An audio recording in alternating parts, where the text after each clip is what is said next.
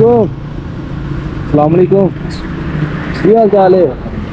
की मसला है? पेट्रोल खत्म हो गया। साइड ते करो जरा,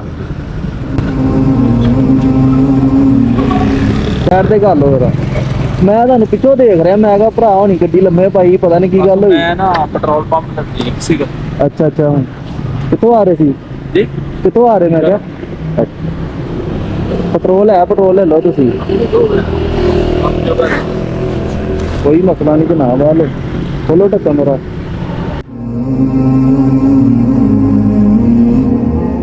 बिस्मिल्लाह। सारा ना करो कोई गल नहीं जी, कोई गल नहीं। और ठीक हो?